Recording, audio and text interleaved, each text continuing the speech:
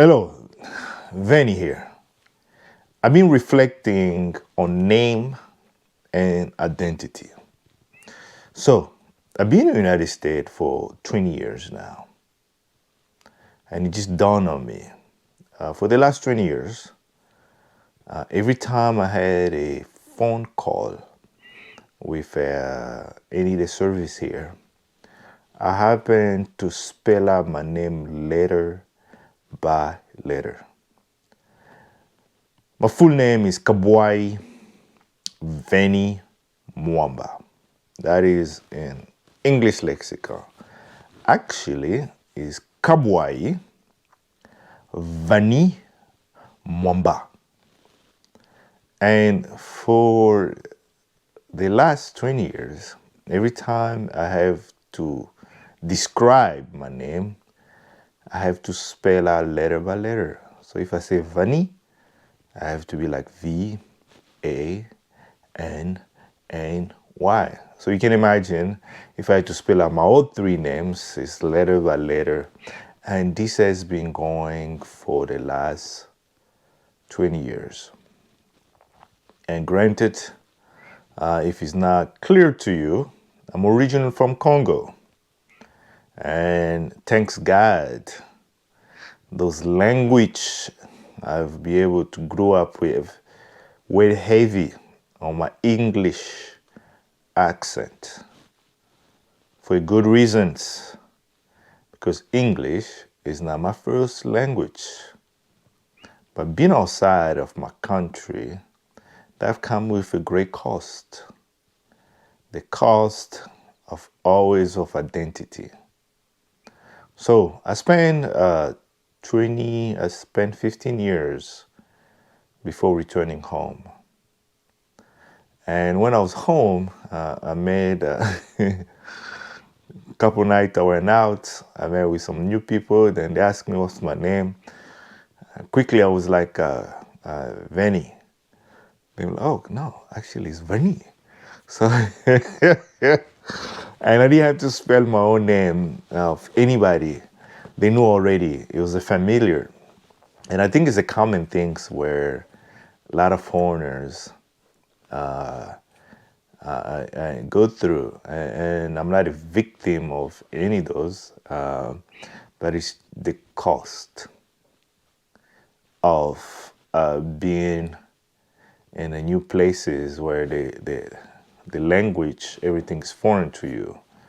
And it's a good reminder not to trick myself that I'm an Englishman.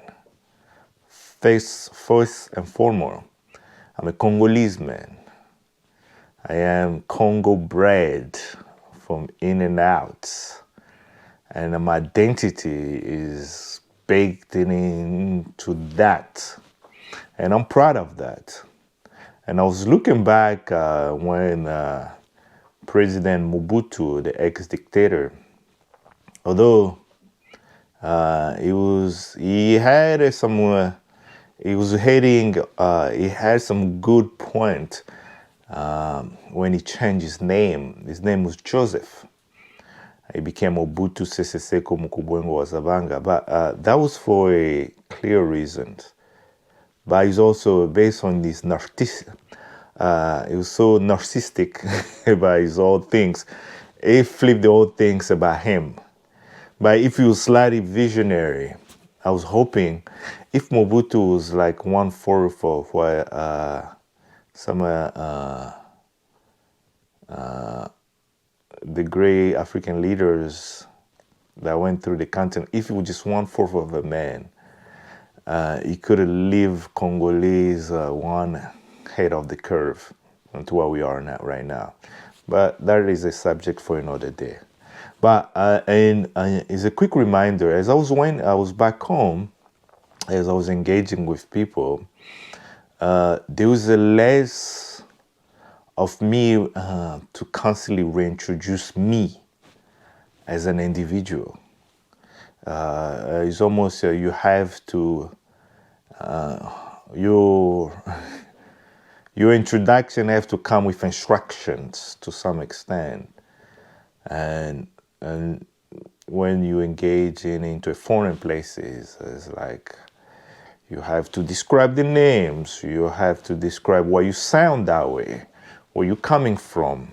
And a lot of engagement has all the through line is after you describe yourself, you come the instructions of where you're coming from.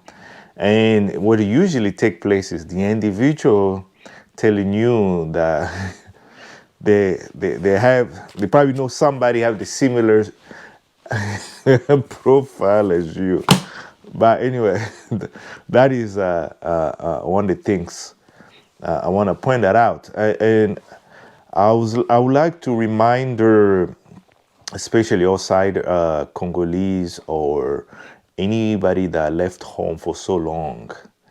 And I highly suggest to constantly touch base, because living away from home for so many years, you are risk to live what I call in the superpositions, where you become disconnected to your homeland and you never completely integrate to the new land.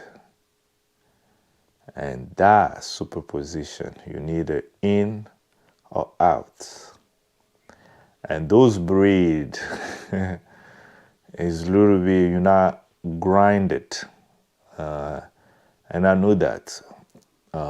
Spending so many time here, you start losing part of your identity, because there's so much forces to always accommodate to the new standard of things. So the more you go back, the more you remind yourself who you are. And even for back home, I love Congolese, Congo, but there's also another element. I know there's a thing in Congo called Bandal Separi. And there's a section of neighborhood in Kinshasa is almost they call that Paris, but and I don't think I really like that whatsoever, because Kinshasa, there's no city in the world like Kinshasa. You know, there is not a city in the world like Kinshasa. Kinshasa is unique as it is, and it's such a vortex, and certainly because of certain mismanagement of urban planning, energy, and organized society, we haven't tapped into become a global vortex of culture that is still as a blueprint, as a DNA lurking underneath the city. And yeah, I do not want Kinshasa, any city in Congo, to become a pseudo city of European city. Yeah, I don't want Kinshasa to be like Paris. No. We don't want to do that.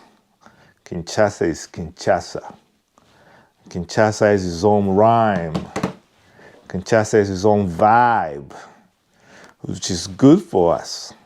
Because when I'm in Paris, I'm in Paris. But when I'm in Kinshasa, I'm really in Kinshasa. I'm really. But anyway, so there's the identity. Identity is something to safeguard. Name. And I think I wish I were able to identify this early on. And I hope a lot more Congolese embrace their Congo roots, because there's no other route than your original root. I'm proud to be Congolese, that roaming the world. And when people see me, they will see Congo in the flesh. All right, embrace your name.